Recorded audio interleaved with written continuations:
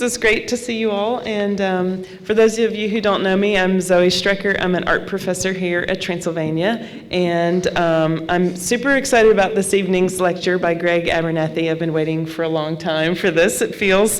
This is the second one in the year that's part of my series, Bingham Young Professorship Series called Crucial Terrain. There'll be other artists and conservation biologists, a regenerative agriculture specialist, an indigenous historian, and others will be giving presentations and workshops and so forth that connect their own fields with questions about climate change and regenerative culture and how we can work toward a more livable future. So through Crucial Terrain, I'm also organizing some other events like climate conversations, which some of you in this room are part of, students and other members of the Transy community, field trips to do service work at some of the nature preserves in the area, an art exhibition in Moreland Gallery, and more. And just a plug for a couple of upcoming things. On November 10th, many of you already know Ada Limon, who is our U.S. Poet Laureate and a Lexington resident, is giving a reading and talk on the other side of this wall in the Hagen Auditorium. That is November 10th at 5:30, and that's co-sponsored also by Creative Intelligence and the Dell Camp lecture series. And then on November 16th, we're going to have an open discussion of a feature film called Woman at War. And anyone who wants to be involved in the discussion, it'll be over Zoom. And so you can just email me and I'll send you the Zoom invitation. And on the website for Crucial Terrain, you can find the link to the film if you're a transy person. And if you're not, I guess any of the streaming platforms that carry it. But just look on the website for Crucial Terrain and you'll see it there. So, as I mentioned, I've been so looking forward to Greg's talk. It's titled Wildlands Conservation in Kentucky, Local Action to Address the Biodiversity and Climate Crisis. And our students are always saying, what's going on locally? What can we do locally? What's something that meaningful happening? So Greg is the executive director of the Kentucky Natural Lands Trust, and that's a Berea-based nonprofit working to protect, connect, and restore wildlands. And he provides, of course, the leadership and management of KNLT's efforts, ranging from buying land to partnering with locals and people around the world and outreaching for wildlands philanthropy. He has had previous experience working for private, government, nonprofit conservation organizations throughout the Appalachian regions and, of course, in Kentucky. He's co-author of Kentucky's Natural Heritage, an illustrated guide to biodiversity, which is a fabulous book. He's also co-founder of the Pine Mountain Collective, which is a group of artists, including me and several people here, committed to wildlands conservation in Central Appalachia. And I personally deeply admire Greg's work, and I'm grateful for it with KNLT. His unique background in both ecology and geographic information systems and as a designer make him just uniquely capable and amazing at communicating complex, big topics about large landscape conservation. I also have really learned a lot from his creative and very humane way of bringing people together around, again, a really complex issue. So I'm thrilled I'm here this evening, and I'm glad to have you all here, so please join me in welcoming Greg Abernathy.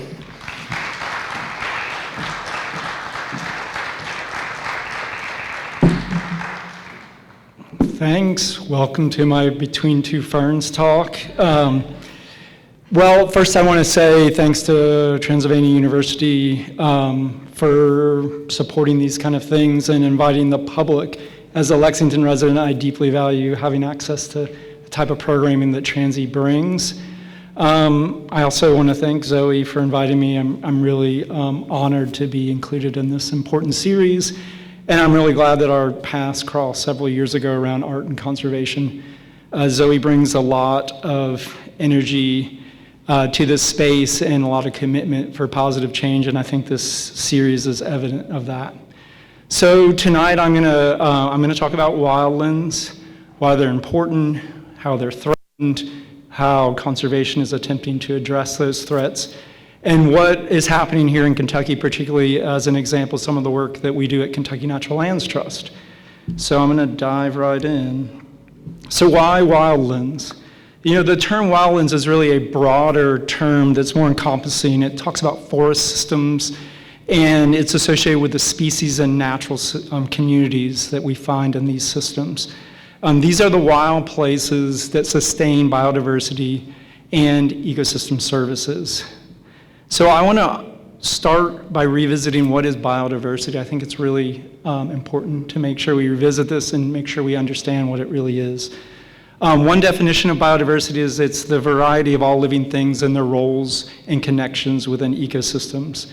We often hear it poetically stated as a web of life, which I really like that term. But if we look at that web and really dive in, that we see it's an incredibly complex web. And I'm going to use this infographic to kind of illustrate the complexity of it. At the foundation of the web of life is genetic diversity. This is the diversity that we find in each individual species. In this graphic, the black-throated green warblers, the diversity of those species is vital to them being able to persist on this planet. The next level is species diversity, and that is the diversity of individual unique species, whether it's a black bear, a luna moth, a hemlock tree, the warblers, the newts. Those unique species are really important, and where we find species that occur together, scientists call those natural communities. And the third level of biodiversity is the diversity of those natural communities scattered over the larger landscape. So biodiversity is this repeated genetic species and ecosystem diversity across the landscape, sustaining all life on the planet. We keep learning more about this incredible web. Oh no, my PowerPoint just crashed.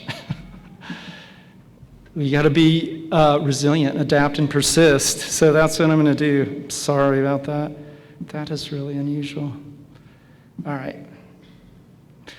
I have a really organized desktop, as you can see. Embarrassing. All right. Sorry about that. Okay. Let's try it again. So we keep learning more about this web. Recent research has... very recent research, really in the last 5 or 6 years, maybe a little bit longer, have really revealed, we've learned that, forest systems are connected through fungal networks to the point that trees communicate with each other. They share resources with each other, and not just the same tree species. They share resources with other species in the network. And this is just illustrative of how much we continue to learn about this really complex web of life. Wildlands are, they're foundational, as I'm talking about, to biodiversity and the ecological health, but they're also deeply tied to our culture, our human health around mental and physical health, and our economic systems. They're foundational to all those forms of health. We often hear these referred to as ecosystem services. So there's a whole suite of ecosystem services that come out of wildlands and biodiversity. That's regulating the climate, it's providing water that we need, it's providing recreational opportunities, it's providing nutrient cycle and soils, and on and on and on. Life on this planet's pretty astounding. There's an estimated 8 to 10 million species that we share this earth with. And here in Kentucky, the Office of Kentucky Nature Preserves compiled an assessment of species in Kentucky, and they put the number at about 19,400 of major groups. There are many groups that we just do not know that much about, and we have not fully inventoried them. This graphic is trying to illustrate the breakdown of the species by group, and what we see is that insects are a huge component of the biodiversity here in Kentucky, and that's true for biodiversity around the world. They make up about 80% of our biodiversity here. And so, of note, in Kentucky, there's a few groups that are quite nationally notable that we have here that makes Kentucky's natural heritage really special. Particularly our aquatic diversity that we find here in the state of Kentucky. We rank third in the number of freshwater fishes, fourth in the number of freshwater mussels, and fifth in the number of crayfishes. There's 90,000 miles of streams in Kentucky, all the way from the mountains of eastern Kentucky to the sloughs and wetlands in western Kentucky. And this little darter is this tiny little species that has spectacular breeding colors that's grander than anything you'll see in the tropics. And you can go snorkeling in Kentucky and see these if you time it right. We also have phenomenal subterranean biodiversity. Kentucky ranks 5th in the number of cave obligates. These are species that spend their entire life systems in caves. There's over 3,100 documented caves in Kentucky. This map is showing those locations. The black dots are caves, the yellow dots are caves with rare species. And also we're home to Mammoth Cave, which is the world's longest cave, which now I think is documented at 426 miles long. We're also situated in the southeast, which globally is the most biodiverse place on the planet for salamanders. This is a green salamander, which is a rare species that we find throughout the Appalachian region. And as research continues to evolve, in recent years we've realized that salamanders are really important to the carbon cycle. They keep insects in check and allow more carbon to be captured by soil capture and stored by just keeping insect populations in check. So emerging science continues to drive our understanding of the importance of this web. Kentucky is also home to part of the mixed mesophytic forest. This is a region that's found in central Appalachia that is considered to be one of the most biologically diverse temperate zone forests found on the entire planet. I'm talking about the temperate zone, I'm not talking about the tropics, but in the temperate zone, which ranges from, 38 to 55 degrees latitude. That wasn't even animated. Maybe it was so profound that it just couldn't handle it. Let's try that again. Wow. Thanks for your patience. See, there's so much coming. Okay, I'll get off that slide. And then finally, one of the unique points about Kentucky is that we're linked within a migratory corridor for birds. We're linked with North, Central, and South America, and Kentucky plays a really key link in those migratory routes for land birds, waterfowl, and birds of prey. You know, Kentucky is sort of situated right in this area, and you can see the various colors for how we link to Central and South America. And I think birds are so illustrative of interconnected biodiversity on the planet because they need habitat and places to persist throughout their entire range. And so, birds are really important to controlling insects and even small mammal populations. They disperse seed and they even pollinate. So incredibly important link. So biodiversity in any region is influenced by a variety of factors. Two really big factors are the geologic history and the resulting landforms. And where you have similar history and landforms, you can group them into what's called a physiographic province. And one reason Kentucky has so much unique biodiversity is, you can see on this map, there's 3 distinct provinces in Kentucky. In far western Kentucky, we have the northern tip of the coastal plain. So we have species found here that are more common around with coastal communities and coastal systems. It's the northern extent of swamps that we have in far western Kentucky. The central part of the state is the interior low plateaus, which is oak hickory forest. And then when you get to the eastern portion of the state, we're within the Appalachian Highlands. And what's unique about Kentucky is we get both southern and northern Appalachian species. So there's a phenomenal amount of diversity from western Kentucky to eastern Kentucky. So, wildlands are so important. I hope I've kind of driven that home, how the unique heritage here in Kentucky, they sustain biodiversity and ecosystems. And they're so important that some universities even have mascots that are inspired by them. RAF here is the Raffinus big-eared bat, which is named after a former professor and naturalist here, Raffinus. So they are a really, really important part of our heritage and our culture. And by the way, if you didn't know, it is Bat Week, an international celebration of bats around the world. So Transy should be embracing that with your mascot. So, all right, I'm going to shift into reflecting on the challenges that biodiversity faces. We know that biodiversity is in decline. A recent study by the World Wildlife Foundation documented that worldwide species populations have plummeted 69% since 1979. Now, that's not to say that we've lost 69% of species. That's to say that species populations have plummeted. We also, at the same time, know that the temperature is rising. Since the 1900s, early 1900s, we've had 1 degree of Celsius rise, and we're very likely in the next decade to be up to 1.5 degrees Celsius rise, and the implications of which are severe. There are ongoing studies that we continue to learn more about the science and document the urgency of the situation.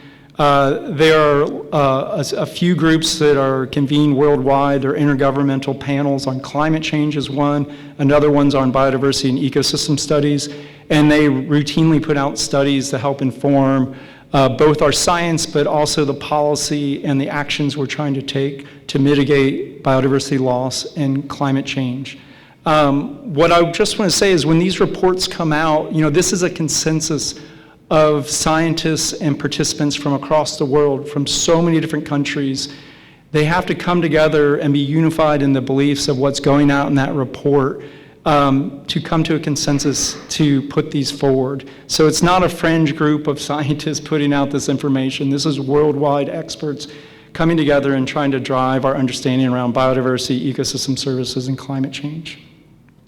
Recent reports by the Intergovernmental Panel on Climate Change really framed it as a code red for humanity. These recent reports leave no doubt that the climate is changing and that humans are responsible for that change. And as I mentioned before, we're very likely on track to a 1.5 degrees Celsius change. And without immediate, rapid, and large-scale reduction in greenhouse gas, we could very well see a 2 degree Celsius change. So there's a goal of a net zero emissions by 2050, and one of the mechanisms for that is that forests are a really important part of that, and I'm going to come back to that in a minute.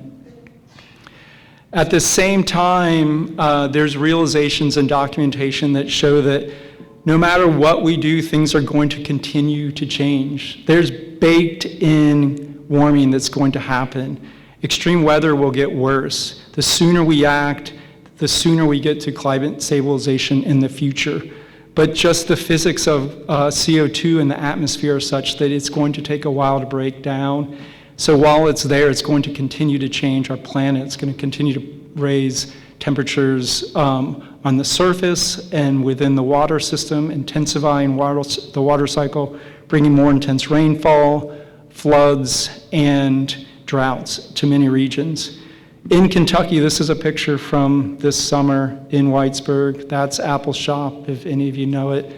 It was horribly damaged by the climate-driven floods. Flooding is our sea level rise. We're experiencing it here in Kentucky. Just last year we had also historic floods further down in the same watershed. So in a matter of 18 months, we had 2 massive floods in the same watershed. So the other reports that have come out are the Intergovernmental Panel on Biodiversity and Ecosystem Services. And the recent reports from this group estimate that around 1 million species of plants and animals are threatened with extinction within the next decade. So if we look at what has happened already here in Kentucky, Kentucky has seen we once had 18 species that now are no longer found on the entire planet. There's another 36 species that were extirpated from Kentucky. So extirpation means they no longer occur within the state of Kentucky, though they occur elsewhere in the range. And then there are over 700 species that are considered to be on the brink. They're being pushed to the edge. They could become extirpated or worse, extinct. So natural heritage programs throughout the United States track rare species and monitor them. And what you see here in this map is that Kentucky has a notable amount of imperiled biodiversity. The other thing that the report documented was that there are a number of drivers of these impacts to biodiversity. They include changes in land, as well as direct exploitation of organisms. So that's conversion of habitat, whether it's permanently altered through a practice like mountaintop removal or through urbanization, or if it's horribly degraded through clear cutting. At the same time, we have the threat of invasive species, which are in every county in Kentucky and widespread around the world. These are species that compete with the native flora and fauna and tend to disrupt natural systems. Then we have land, air, and water pollution. When we pair that with climate change, we have some really big stressors on biodiversity. We're starting to see gradual movement of populations over time due to climate. This is a model that the Nature Conservancy did, and it's very interesting for some of the projections of how mammals, birds, and amphibians will begin to move in the face of these changes. And what you can see is that Kentucky plays a really big, important role as species begin to move. Particularly the Appalachian Range is a big corridor for future movements as species find and calibrate to changing climate. So if we go back to this graphic when I illustrated all the levels of biodiversity and how important and how intertwined it is, and you start to think about species moving, they're not all going to move at the same time in the same direction. So that becomes really complicated and concerning. And there's this concept called decoupling of ecosystems. And it is of great concern because as the systems that have come together over the last relatively short period of time, the last 10,000 years, are what have sustained the expansion of human populations around the earth. And as things change and species start to move, they may not be aligned at the same time for pollination or other intertwined activities that they do together. So climate change disrupts the natural systems, decoupling ecosystem services. So yeah, here's ecosystem services. So what are we going to disrupt? That's going to be seen. They're definitely going to be strained. How much they're disrupted is of great concern. Another report that recently came out is a combination between the two intergovernmental panels that I mentioned already. And they looked at biodiversity and climate change together. Because they're so intertwined, they wanted to look at mitigation actions and how we consider those. And so it's a really fascinating report, but one thing I just want to illustrate, and we could spend the whole evening talking about this, but I just put it up as an example of how complex it is it's really, really important to think about what we're attempting to achieve and how we attempt to achieve that. Because whether we come from a purely climate action driven or a biodiversity action driven, we can have different consequences and different outcomes. So this graphic shows, if you put one lens and say we're just purely looking at this through a climate action lens, here's the positive things in blue, here's the negative impacts on biodiversity in red. That's the top graph. The bottom is if you come at it from a biodiversity standpoint, what are the positives and what are the negatives that could happen for climate actions. So measures to protect biodiversity normally have at their core a benefit to helping mitigate climate change, whereas some methods to climate mitigation can be a threat to biodiversity. So systems are really complex, and it takes a lot of understanding of how they work and intentional actions and collaboration if we're going to do impactful mitigation and action to address these crises. One big thing that we hear a lot about related to these are the opportunity for natural climate solutions. And it's believed that natural climate solutions could give us 30% of the mitigation that we need to address carbon offsets. The rest would come through clean energy, but natural climate solutions are super, super important.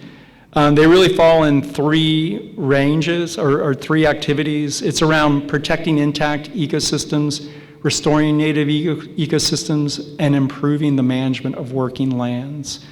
And again, forests play a really, really big role in all of this. So I'm going to shift into talk about the idea of large landscape conservation, which is really targeted at this idea that large, connected, intact landscapes are essential to protecting biodiversity and maintaining ecosystem function and resilience. They give us the opportunity to maintain carbon and mitigate climate change. So the approach of large landscape conservation is a shift. It's a shift to a landscape level approach focused on connectivity. It's a shift in perspective using a mixture of wildlands preserves and working lands. And it's a shift in process. It's aimed at collaborating with diverse partners that transcend arbitrary political boundaries. So large landscape conservation is aimed at preserving natural resiliency. So I just showed this graph, but just to drive it home again, it's protecting, improving management, and restoring. These are really important to getting at a preservation of natural resiliency within the landscape.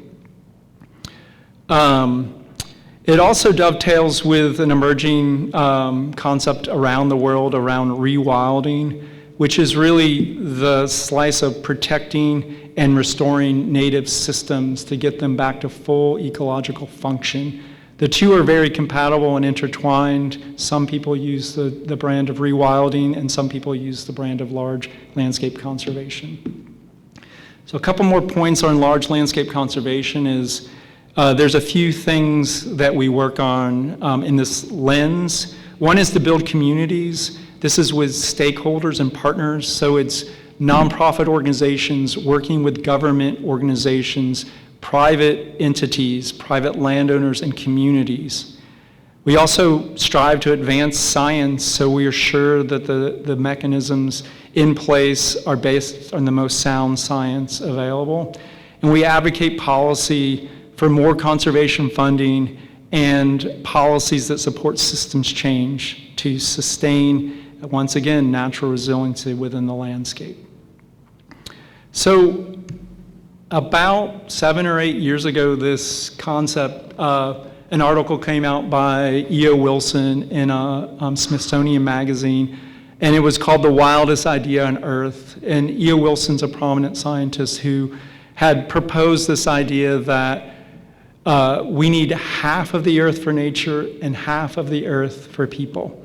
And so it became the Half Earth Project, and they looked all around the world and identified some of the core areas that were essential to sustaining all life on the planet. And this is what their maps for North America looked like. They had 4 core areas, and what you see is they called it the Appalachian Valley, but a large portion of eastern Kentucky and central Appalachia are part of what is considered core to sustaining all life on the planet. Now, of course, this is not a wilderness preserve that no one's allowed in. It's that idea that you protect, you restore, and you better manage the lands within it. So that was a really revolutionary idea being put forth at that time in the broader media. But in the early 90s, this publication came out by a journal that was called Wild Earth, and they called it the Wildlands Project. At the time, in 1992, when it was released, it was claimed to be the most important document in conservation history. There were a lot of really notable people who took part in this publication. But I just point this out is that we've been talking about this. Scientists have been pushing for this for a really long time, and the science keeps supporting the ideas that have been promoted for decades. It keeps backing up why this is so important. And there's a physicist that one of Zoe and my friends worked with in the Southwest who has this term that it's time to start believing what we know. So just drive home these ideas that are really being embraced. Scientists have been pushing for a really long time. So that journal had maps like this that showed really important areas around the country. This happens to show Kentucky. But it dovetails in with the recent work that KNLT has done with conservation partners that identify really important wildlife corridors in Kentucky. I'm going to come back to this in a few minutes, but I just wanted to set that foundation of the backstory to how we've gotten to these concepts.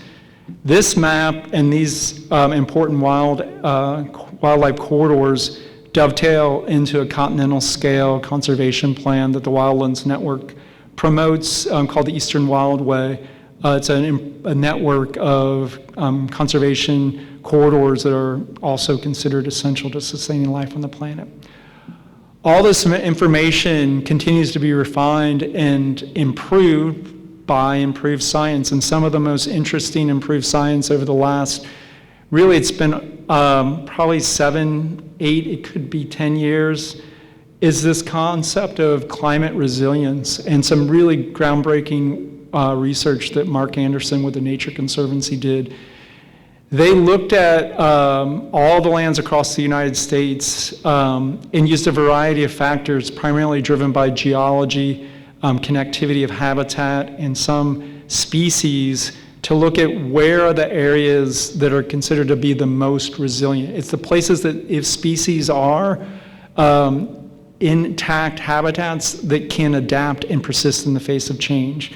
And so you might imagine a prairie or somewhere really flat, which has a very similar habitat type. There's not very many options as things start to change for a species in that setting. There are ways you can build resiliency to those kind of landscapes, but when you get into the rugged landscapes of Central Appalachia, you have lots of habitats packed in together within those mountains. And so there's lots of opportunities for species to slightly adjust and adapt, change and persist as they face change. So that research from the Nature Conservancy also led to looking at resilient and connected networks all over the United States to help prioritize conservation initiatives. What you see is Kentucky, particularly eastern Kentucky, though really notable parts throughout the state have a lot of resilience and are considered a connected network that's really important. Another thing that's underway related to conservation right now is that we have one of the most notable and historic federal initiatives called 30 by 30, which is the current administration has been promoting. The idea behind 30 by 30 is that the U.S. would commit to conserve at least 30% of U.S. lands and oceans by the year 2030. The idea is to safeguard health, food supplies, biodiversity, and prosperity for every community. And they would work on achieving this through working with partners at every level. The idea is to protect the best and restore the rest. There's a database of protected areas across the United States. It's called the Protected Area Database of the United States. It's a fascinating tool that the USGS pulls together. And it is through this tool that some initial assessments of looking at how protected the United States is currently were done. And what you have to realize is that in this map, there are lots of different types of management. And some of our public lands were established as national parks with biodiversity in mind, and some of them are multi-use, and they're used in ways that don't always support biodiversity. So when we look at this map and do a filter on it, the assessment is that only 12% of U.S. lands and 23% of coastal waters have sufficient protection right now to meet the 30 by 30 conservation goal. So I want to take a look at conservation in Kentucky and give you a little bit of perspective on what Kentucky looks like and what's going on with conservation here. So this is a map of land use in Kentucky, and one of the things that you often hear claimed about Kentucky is that just how much forest we have, which we have a phenomenal amount of forest. Half the state is forested, and that is really, really quite amazing. But you have to think about the network of infrastructure that we have in the state. The roads, the utility corridors, the railroads, the urban centers. We have 85,000 miles of roads in Kentucky, thousands of miles of railroads and utility corridors, all of those dice the forest into smaller and smaller ecological units. So there was some analysis that I was part of at the State Nature Preserve years ago that looked at where are the intact tracts of forest. And so this map shows forest fragmentation.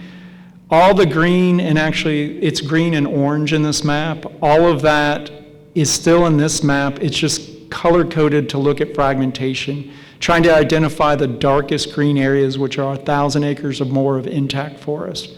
So you can see there's still some really big, large, intact forests, but that 50% forest in many ways is highly degraded and highly fragmented. There are a lot of different conservation efforts that have unfolded in Kentucky over the years. Kentucky has federal lands shown in purple here. These range from national parks to military bases. There's also the state lands that are green here. These could be state parks, nature preserves, state forest, wildlife management areas. We have local parks like those here at Raven Run or parks in Louisville. Those are shown in yellow. And then we have what's private or nonprofit lands, which are either nonprofit preserves or they might be private lands that have conservation easements that are owned by private landowners, but they've given up some rights for the purpose of conservation. So there's, like I mentioned, this is a whole suite of management styles and objectives around biodiversity. But when we look at all of those lands together, Kentucky has less than 10% of our land in any form of conservation, even as the most open definition of that. And that's less than any of the surrounding states. So we really have had limited investments in conservation here. So there's opportunities and needs for more investment, but there's also lots of opportunities to work with private landowners on ways to improve their lands that they're holding. So several years back, a group of conservation partners at the state, federal, and nonprofit level worked at identifying wildlife corridors that were really important in the state. And that's what these blue corridors show over the forest fragmentation map. And those areas represent about 30% of Kentucky. These are considered to be really important areas to sustaining wildlife populations in the state. And I just want to say, when I use the term wildlife, I mean all wildlife, all things that occur in the wild, not just animals. And if we look at these corridors over conservation lands, you see that some of them do align with some of the big conservation holdings in the state. Those blue areas, only about 21% have some form of conservation in them, so 79% are privately held right now. So I want to dive into Kentucky Natural Lands Trust work, and it's down here in central Appalachia along Pine Mountain. We call our corridor work the Pine Mountain Wildlands Corridor. It's a 125-mile forested ridgeline that runs from Tennessee through eastern Kentucky to Virginia. If you've ever driven Knoxville and you've hit the mountain there that everyone calls Jellicoe Mountain, that's the Jellicoe spur of Pine Mountain. That's the southern end of Pine Mountain. And so that ridge, it's called a mountain, but it's really this long linear ridge line. There is no peak summit that you climb to get to. It's this long linear ridge. So it's a relatively intact forested habitat. And sorry, I'm going to back up to that. And one reason that is because Pine Mountain has a really unique geologic history. It's considered an overthrust fault. And what happened in that geologic history is that the coal seams that were on Pine Mountain were exposed and eroded over time. So there are not merchantable coal reserves on Pine Mountain. So it has not seen the pressure that surrounding landscape has. Also, we're sitting here in central Kentucky where there's lots of limestone. That is buried in the mountains. It's up along Pine Mountain. There's a 125-mile seam of limestone which has really important caves and really important habitat in the mountains. So the work we do is science-based and community-minded, and our work on Pine Mountain continues to be supported by emerging science. The resiliency work I mentioned identifies Central Appalachia, particularly Pine Mountain and Cumberland Mountain region, as very, very resilient, meaning habitat that we protect there is able to provide shelter and safety for species that will be a better position to adapt and persist in the face of climate change.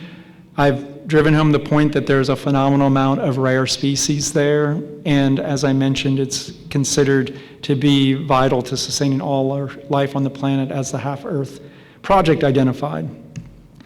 We also are very community-minded in our conservation work, working directly with communities, providing access to land for healthy living, to get out onto the landscape and support the communities there, but also creating assets that drive tourism as the region transitions its economy. So this is what Pine Mountain looks like. It's a long linear ridge line. This is the southern edge in Tennessee, going all the way up to Harlan. If you come down to the bottom map, you go up from Harlan up to Cumberland, to Whitesburg, to Elkhorn City at Breaks Interstate Park. KNLT works with a variety of partners on Pine Mountain, and as I've mentioned before, the power of partnership is really essential. There are 10 key partners that we work with, state, federal, and nonprofit partners, and we collectively leverage state funding, mitigation funding, and depend heavily on private philanthropy to do the work that we do. To date, of the 180,000 acres that make up Pine Mountain, just over 70,000 acres are protected in some form. They are either a national forest or a state nature preserve or a Kentucky Natural Land Trust preserve. You see the bulk of that is made up of state lands, but KNLT has contributed the most as the single entity after the U.S. Forest Service, which has a really big chunk of national forest land in Virginia. So the work that we do along the corridor is really framed on 3 pillars.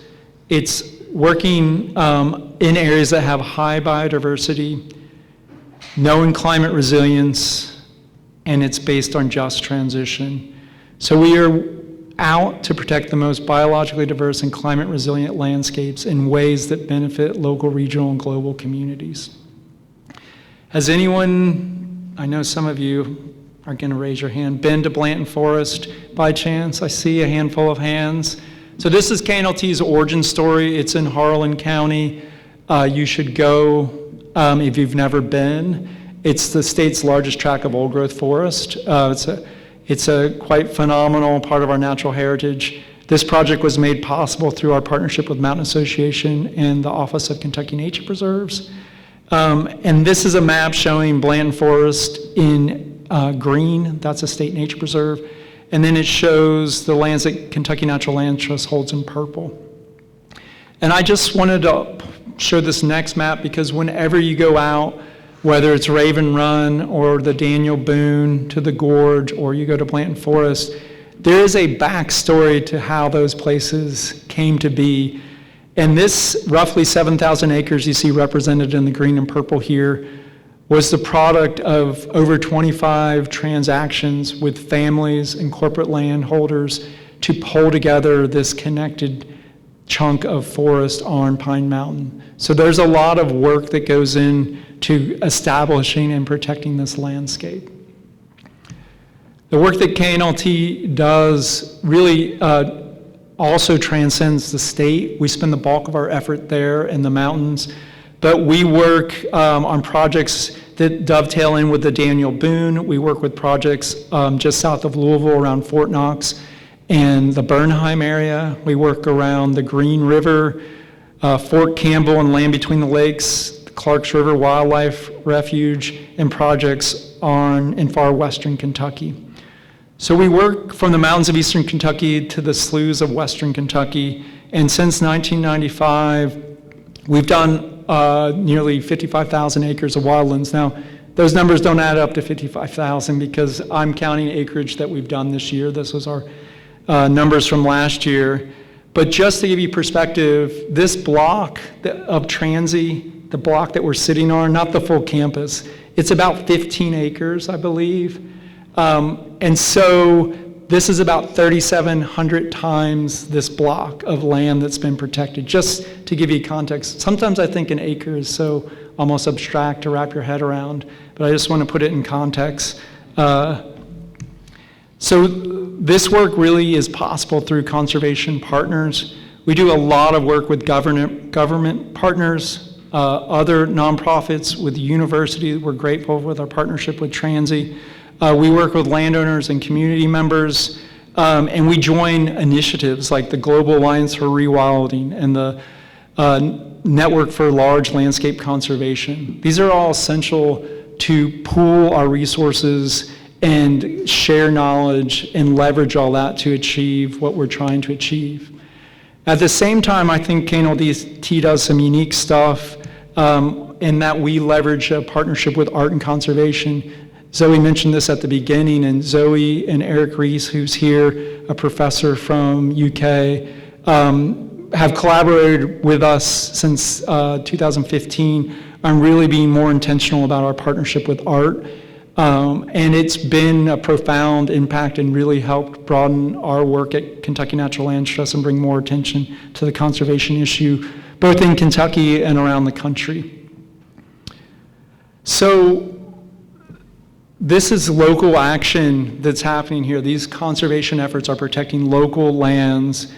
And as I tried to drive home the point, Kentucky's really, really significant in our biodiversity and our natural heritage.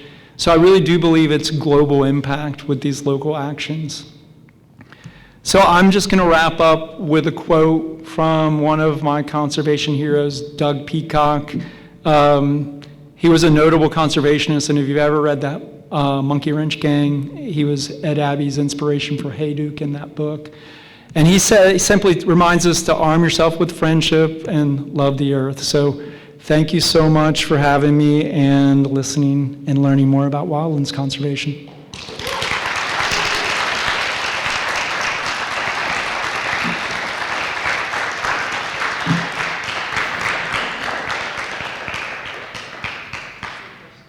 Yeah. I guess if anyone has questions, I'll attempt to answer those for you. Do you want to pass the mic, or do you want to just see if people can? You can ask, and we'll see if we can hear if we need to pass the mic. You mentioned some green initiatives that might hurt biodiversity. What would that be? Well, just like, for instance, there are biofuel initiatives around wood pellets and carbon capture technology that could, in effect, offset some of the dirtier fuels we're using now, but they could consume immense amounts of forest and disrupt natural systems.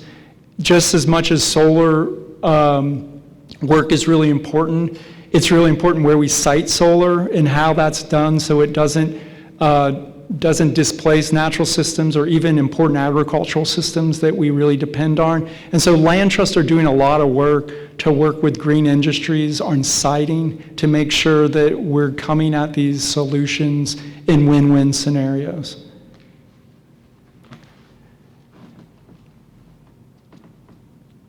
Any other questions?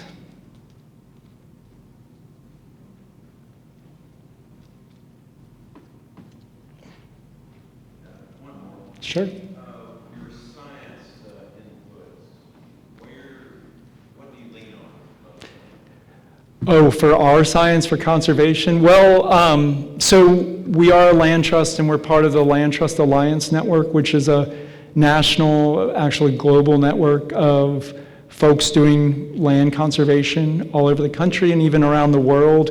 And it's a repository and a network of peer learning that we really tried to share and leverage with each other. Of course, we really look to universities for the research they're doing. And then beyond Land Trust Alliance, there's key research that's coming out from some of the really large conservation entities like the Nature Conservancy and World Wildlife Fund that have really extensive conservation science portions of their organization. So we really try to look to those for best practices and leverage. Because the one thing that I've completely failed to mention is that protection is just the beginning. You know, the reality is stewarding these systems and making sure that the conservation values aren't degraded over time once they're quote unquote protected. So a lot of that stuff also informs the way that we do our management. We work closely with the Office of Nature Preserves here, which is home to the Natural Heritage Program, to work on means to ensure that we're doing the best management we can to sustain the species that we have on our property. So that also includes having scientists come out and do more thorough inventories on our property so we're as informed as possible about what we have. We know there's a lot there. Not all of our lands have been thoroughly inventoried, but we're working on partnerships with a variety of partners to be as well informed as we can. James. Yeah, I'm wondering, as we think about climate change predictions and how climate will change, say in Kentucky, I think some ideas that it will be a wetter state than we do historically. Has that affected how the protection of natural lands trusts decide where they're going to focus their future efforts on? Well, it has not had us pivot because we feel like we've always been working in one of the most important biodiversity-wise, and now supported by climate resilience science. The Eastern Kentucky region, the Cumberland Plateau, is seen as a vital part of protecting conservation stage. So it has not upended or made us pivot that. But I think that, I think there's been a bigger reflection on doing intentional conservation works. One thing I'll mention is a lot of the things I mentioned around the state is through partnerships that we do with other entities. And what we've seen over time is that those are getting more aligned on looking at creating landscape connections and linkages instead of one-off, like there's a really rare species or community here, we're going to do this postage stamp island that's sort of not connected in a way that could have resiliency and be able to persist. So I think that has evolved in Kentucky over time for sure. So those partnerships that we're part of around the state, I think have maybe become more aligned in that way. But our work really on Pine Mountain, I think, just keeps being confirmed by the science. There's this lovely kind of poetic way of describing some of this stuff. It's around protecting nature's stage. So we need a stage for performances to happen, even though there's going to be different people who come and perform. So nature needs a place to persist, even if it's going to be shifting and changing over time. We need to ensure that there's habitat for nature to adapt and move throughout it. So yeah, thanks.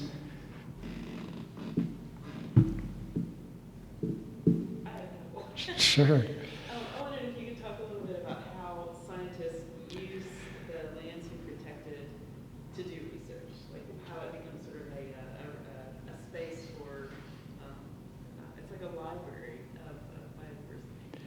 Yeah, so the question is how scientists use these protected spaces for research, which, yeah, we have some great ongoing collaborations with Lincoln Memorial University, and other research institutions around the country who've actually have come to learn about Pine Mountain as kind of this living laboratory and an opportunity to study the species there and to look at a variety of opportunities to inform their overall science. So we're a relatively small staff. We try to be strategic to plug into those opportunities, and we're trying to find opportunities to raise institutions' knowledge of the space to do more research to inform it, because we feel like Pine Mountain is unique, and that though you might learn certain things there, it could inform other efforts in other geographies. So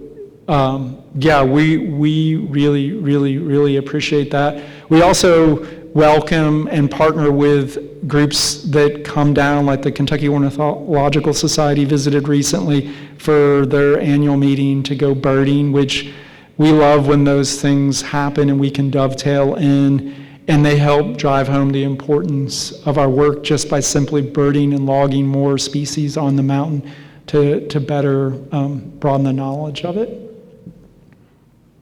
Do you have another one, Zoe? Well, since we're talking about climate change, I thought you could talk a little bit about some maybe exploratory work you're doing in getting credit for capturing carbon. So sort of the ecosystem services from a very specific carbon capture point of view. Sure. So, yeah, there's lots of things happening in what's considered the carbon market around forest carbon credits.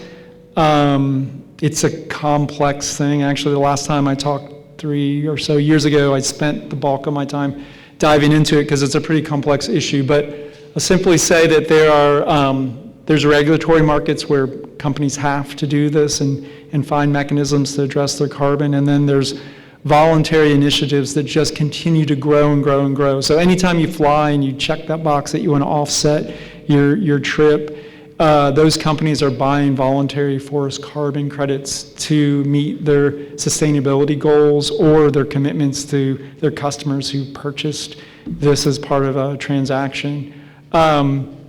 It's a fascinating opportunity. It's complex. It's a pivot in how we view a forest. I mean, for so long, the commodity was what you could take and make from it. This is saying it's valuable standing in place and what it provides us. So it does create an interesting marketplace for keeping forests in place, which is good. And I'm going to come back to carbon in 1 minute, but I will say that, we need forests sustainably managed to be used because that is a more sustainable way to build than concrete or other ways. So, I'm not against the use of forests and forest systems. I live in a wooden house, and we need responsibly managed and used forest as part of our climate solution. But another point on carbon is that so the way it works, you say we protected this carbon and we're going to commit to protecting it for X amount of time, and it creates this many credits and the marketplace will pay you. So conservation organizations are learning ways to both attract capital, help us attract more lands, or to offset our future needs by recent acquisitions and purchases by entering them in the carbon market.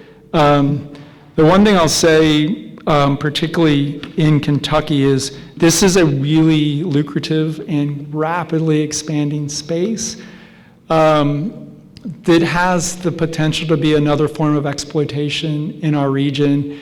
Yeah, you'll be protecting forests, but the capital that comes from that protection could be flowing right out of Central Appalachia again as another form and another wave of extraction. So it's a complicated marketplace that offers us climate solutions, but without a lot to navigate. Yes?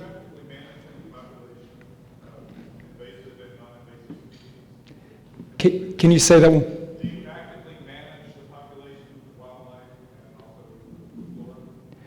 Yeah, so we, our main management for lands, particularly on Pine Mountain, we do have some lands off of Pine Mountain, but on Pine Mountain, our main management is dealing with invasive species. Most of the lands that we've purchased to date are relatively intact. I mean, some of them were old growth forests. Some of them are forests that are they're fairly intact and they're not in need of active manipulation or management. Most of the time, it's a need to address invasive species, particularly hemlock woolly adelgid is a really bad species in the mountains that we're dealing with. Though at the same time, we do have lands that have restoration needs, and we do work on trying to do reforestation works. We work with Green Forest Works, which grew out of the University of Kentucky, on trying to reforest some of those systems and effectively rewild those lands.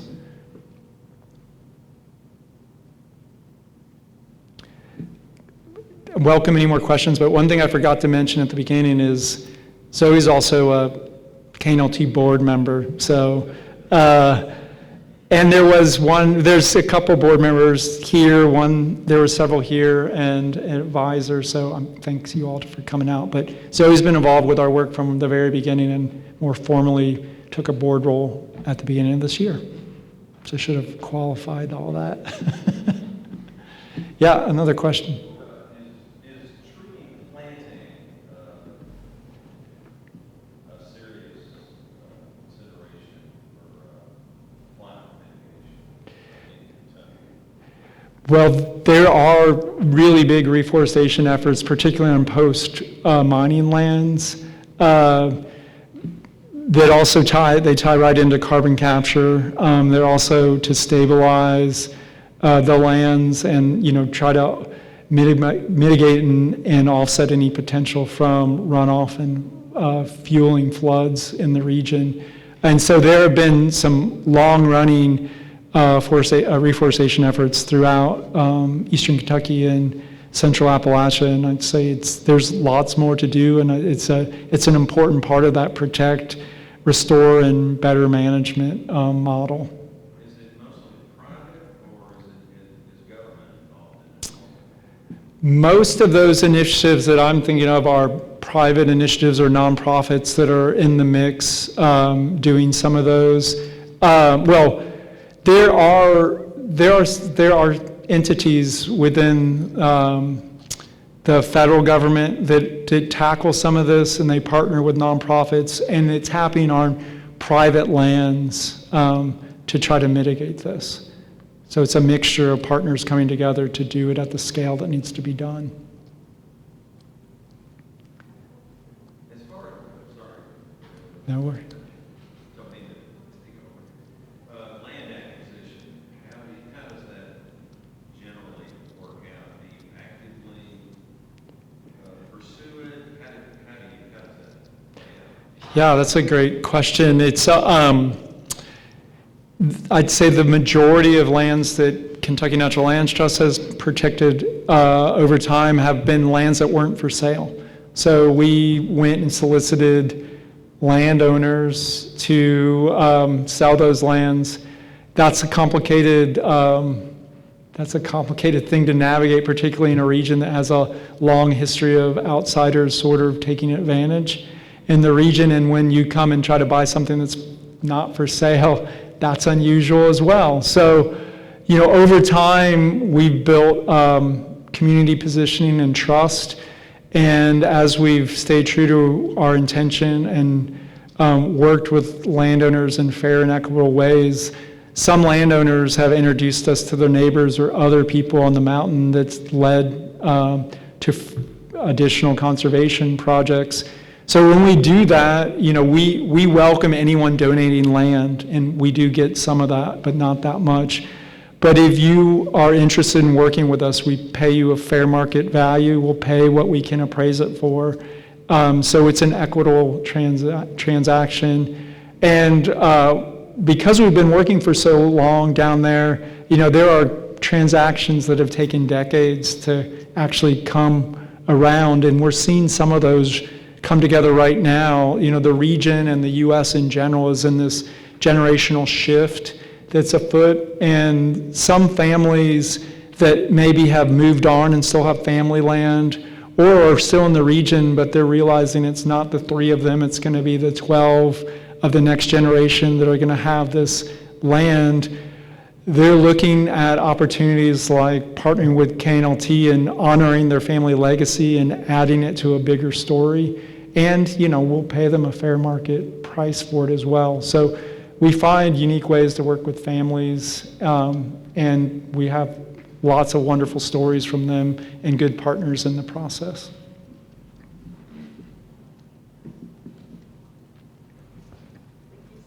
Thank you.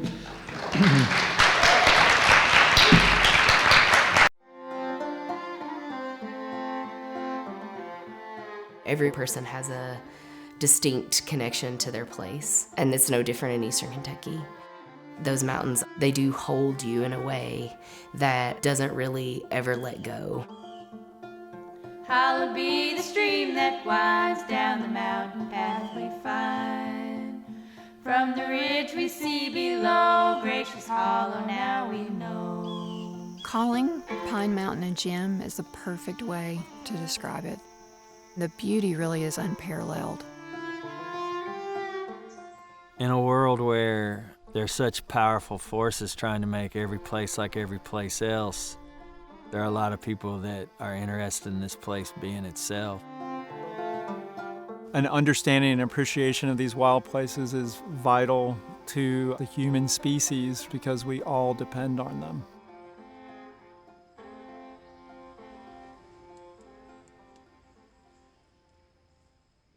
Kentucky Natural Lands Trust works to protect, connect, and restore wildlands in ways that benefit local, regional, and global communities. And our aim is really to protect biodiversity at a landscape scale.